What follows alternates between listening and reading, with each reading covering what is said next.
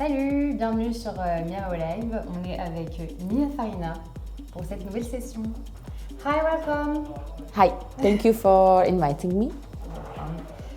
So you're originally from Slovakia, but now you're based in Prague. Yes. You're a DJ, curator, Yes. and also you define yourself as a multidisciplinary artist. Yes. What led you to start making music and become a DJ? Maybe it was thanks also to this push from my like people that followed me because of arts, because I always posted a lot of my art, and it was in Slovakia we always have some kind of problems going on. So when you react to those problems, people will actually not like admire you, but actually like follow you for the things that you say and what you mean, and maybe not necessarily for the music. But then after some time went, I was also very open to music, not only art. And those people were like, why don't you just DJ? And I never wanted to put myself in this position. Like I always say, I was never this kind of a DJ that started and had this kind of like program, like to just start, wanted to play, wanted to do. I was more so of like organizer, curator. I wanted to curate it on my own.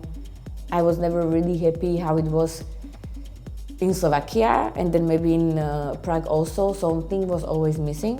Okay. So I put it myself in the position with other, who also curate and everything. But the DJing was always like, after I curated the whole night, I did the poster, I was with the invited DJ and everything like around it. Then I played, and it actually sometimes went like really shitty.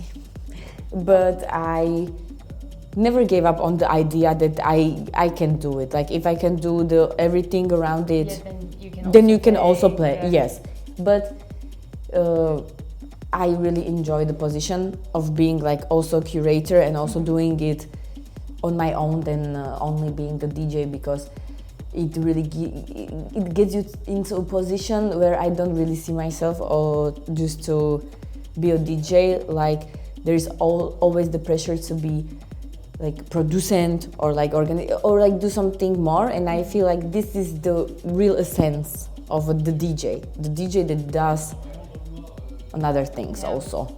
So that's kind of my that's why I do it. Like it was never for I really want to play. No, it was that famous. Like just you wanted to try. No, it was like the last thing that I want to do is to be like known at the parties when I want to enjoy it. I can understand. Yeah. And how would you define your music? I would say that it's not like strictly techno, because this is what I struggle with, that I have like such a huge love for techno and for the whole like mentality over the techno sound. But sometimes when I get to those like parties and then into the conversations with like my colleagues that are like strictly techno and strictly like they are like this kind of like proper and this kind of like technical side of it, and I just can't relate. So I would just say that I really do like to play the music that I'm looking forward to hear. Okay. I don't want. It makes sense. Yeah. And so you're from Slovakia. How did the Slovak underground scene shape your vision of electronic music? Well, it was the Slovak underground was very rich when we had the war there, and people were really supporting this one place. It was called Sub Club, and we had like Jeff Mills and all of those big names actually like playing there normally, and it was like this kind of like a mecca for us. But the bad thing is that before Corona and everything happened, it got closed because some kind of the developer was like no more leads for you and get out. But I was the lucky one, and I was there, and I got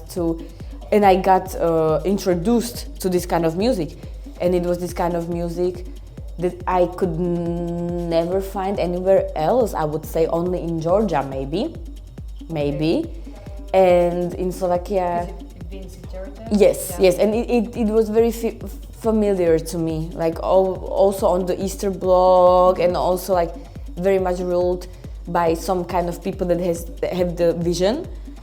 And for like smaller places like Slovakia and Bratislava, the like capital city, it's very important to even have this one person to like have the vision and to like let it flow, because for example it has influenced me. Okay. Which really it shaped me, like my whole like how I perceive the music and the techno. I know that it's because of the fact that I could be in that place. So I don't want to sound like, oh, the good old days or so. No, but when it's really like this kind of like raw energy and this raw, like it was such something like I never seen before. I was into like drum and bass music and everything. It was nice. It was like completely something new. Yeah. But the techno was something even like deeper and completely different. So what was your first real moment or turning point with the techno or with club culture? The first turning point, maybe playing in Trezor. Yeah. It came really quickly for me, and a lot of people were very also like when something happens to you when you are very young, for example when you're 22, 23, 24, and you're in this kind of like a space where everyone is like you go and grow with the age, with your experiences.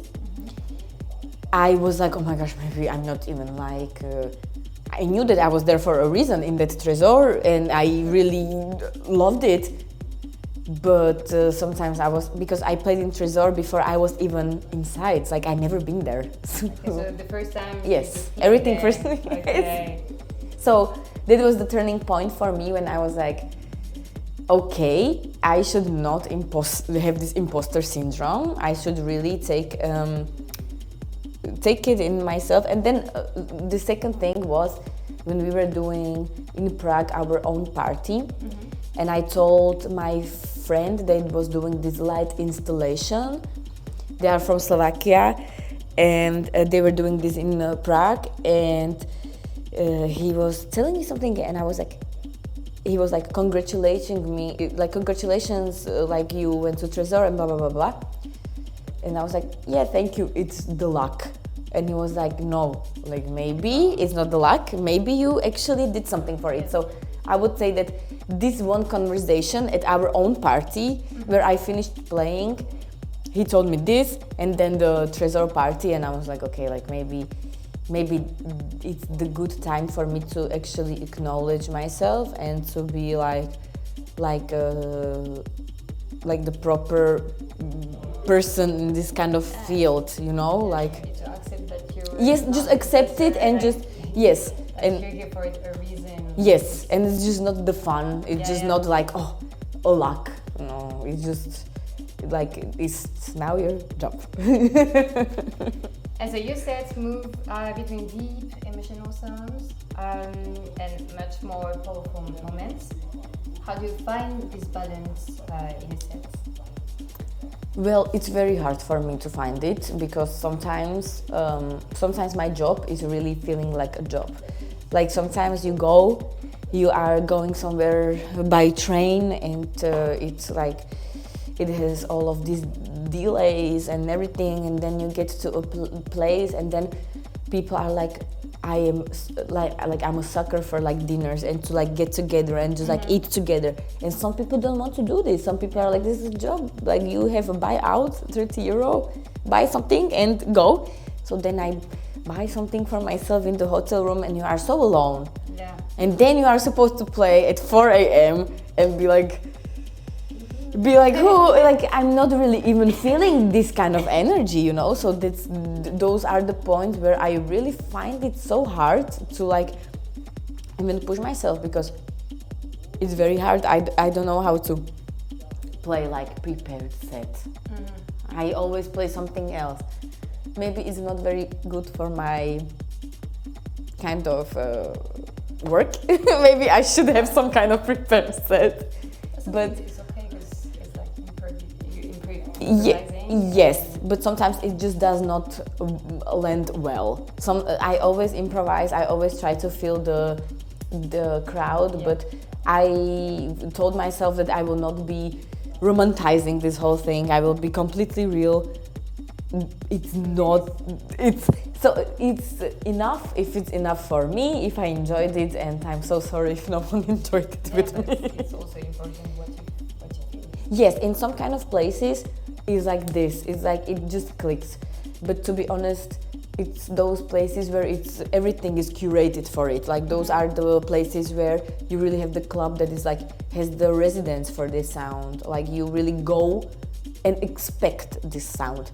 But I can say as a DJ that sometimes it's not very expected to like hear this kind of sounds.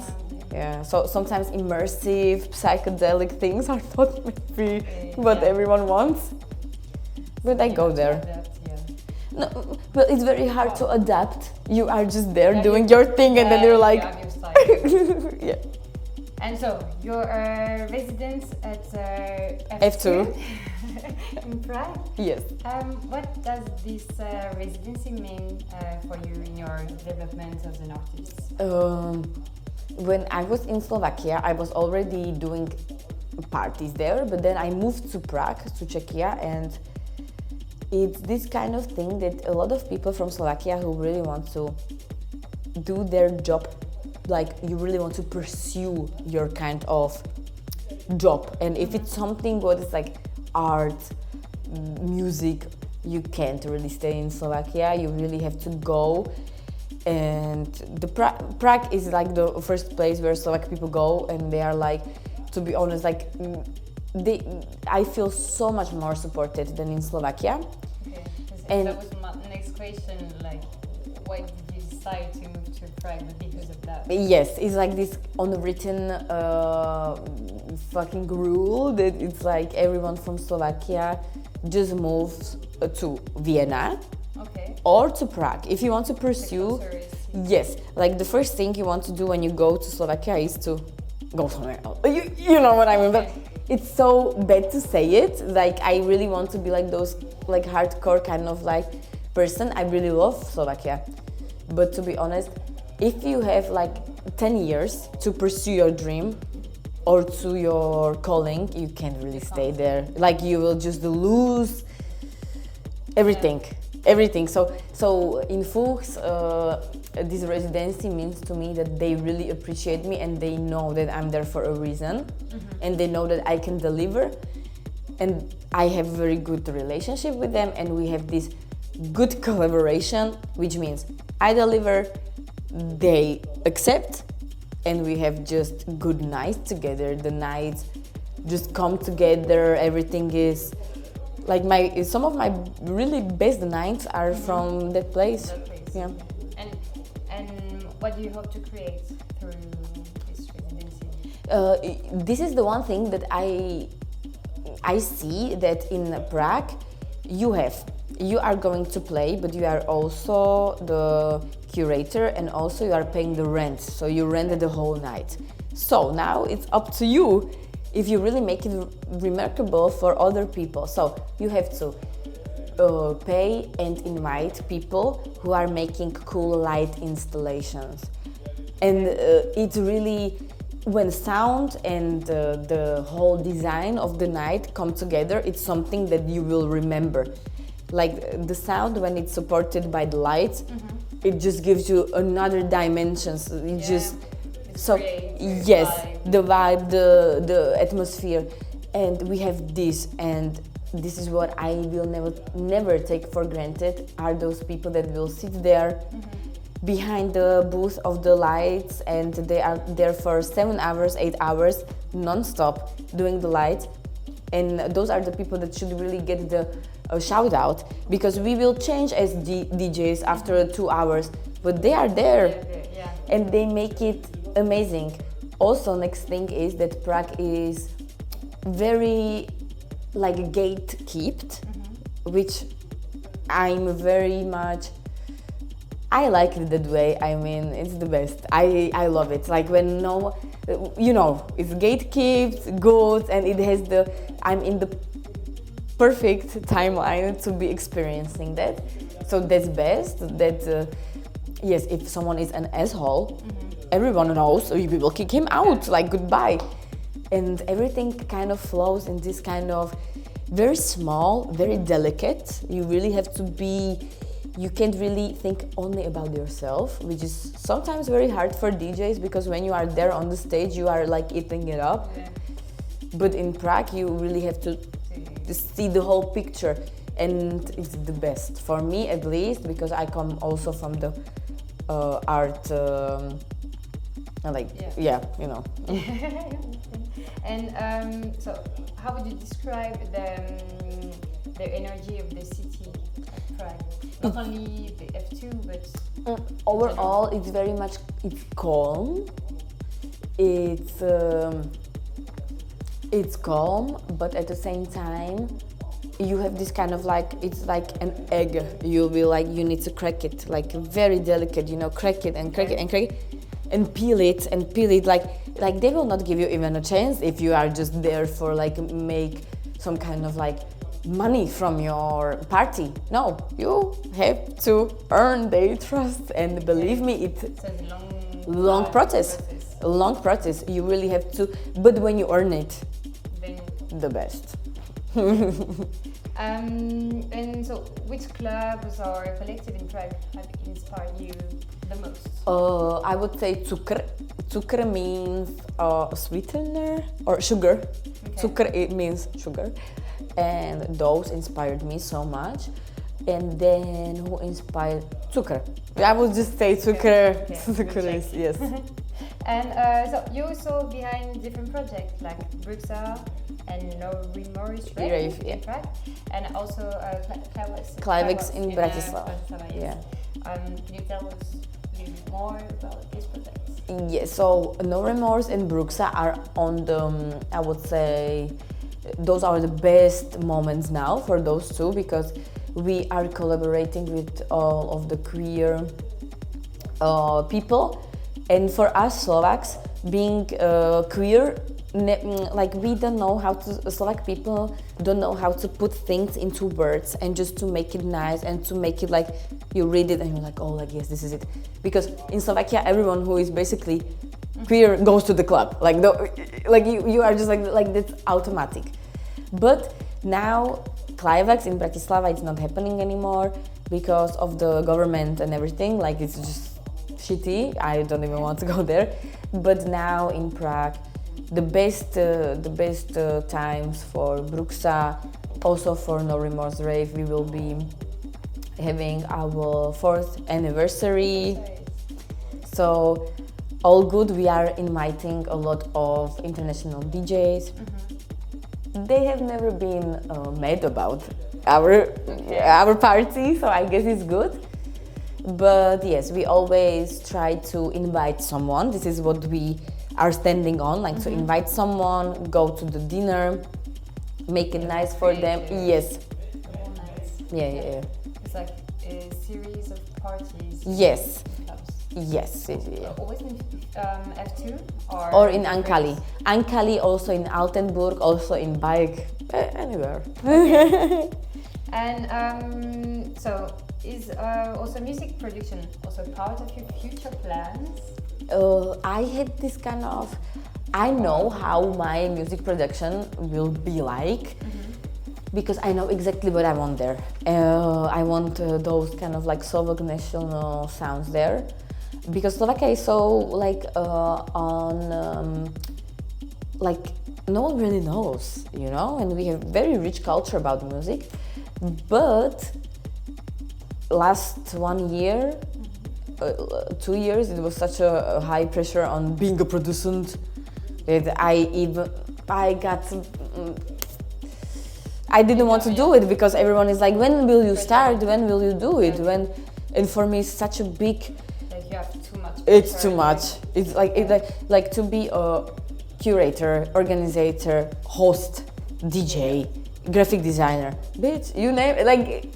Yeah, what can I do more? What can I do more? Yes, and for me, I would love to make the music, but I will wait until everyone will be chill about the music production. Yes, and then yes, yeah. So maybe later. Yes, also there is no rush in this. Yeah. I feel like if you do a shortcut, if you think that you will produce and just do much more gigs, that's complete bullshit. Okay. And so if music isn't your only passion, you said, you also express yourself through paintings, drawings and design. Yeah. How do you bring the two together? It's good because you can really save up money for you can do your own poster, you can do your own description as like copywriter, you can actually do it like on your own, everything. If you really had your like passion in arts, like anyone who is doing art will tell you, it doesn't end and start in the fact that you are making a painting. No, you have to promote the painting, you have to put a price on the painting, you have to show up, So the same for the parties. Yeah, so you bring it like all together. Yes. Each other. Yeah. Okay. Well, thank you for coming. Thank you. You can head to the booth now and enjoy this day. Thank you.